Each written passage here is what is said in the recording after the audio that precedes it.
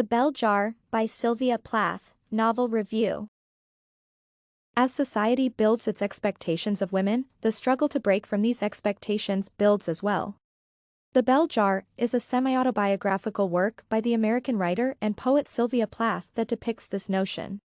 The tragic story of Plath's life is reflected in the novel, which depicts a character named Esther Greenwood, a woman who attempts suicide through sleeping pills.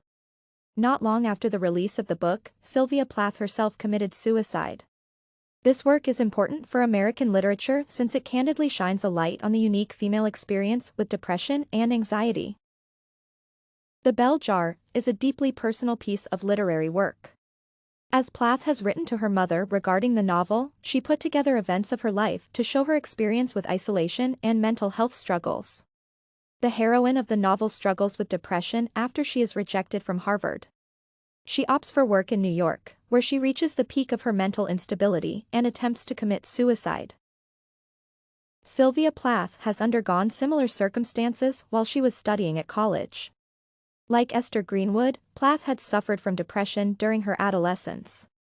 Furthermore, the character is placed in the same historical context as Plath and faces the same battles of misunderstanding and misogyny. Exactly like Plath, the heroine attempts to commit suicide through pills but survives. Subsequently, the context of the story concerns the notions of feminism greatly, showing the distress that imposed societal roles cause for women.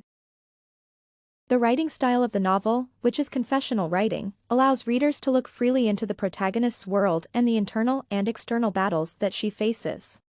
First-person narration gives the work a sense of a personal connection with the writer, especially since the language used is oftentimes colloquial and uncontrived. The notion of a confession is to release a darker, hidden part of the person's identity. The style of confessional writing allowed Plath not only to unearth and showcase her struggles but also to elicit sympathy and understanding from the readers. The story given in The Bell Jar is one of coming of age. The majority of people have gone through their adolescence experiencing various volatile extremes, as does the main character, which makes her relatable to general audiences. However, the demographic that would find this work most relatable is women. For many years, obtaining an independent personal identity in both social and literary settings has been a struggle for women. The writer's formative years have been influenced by the expectations placed upon women by society, peers, and authoritative figures. The Cold War had created an ideology that fostered the prescriptive nature of women's role in the world. The idea of the woman's place in the world was influenced by the idolized image of a homemaker that was widely promoted and supported at the time. For example, Esther's mother insists that she learn shorthand, which is considered a more feminine skill. Furthermore, Esther suffers from unwanted attention from men who display misogynistic views. One such example is Marco, a man who claims that all women are alike and tries to rape Esther.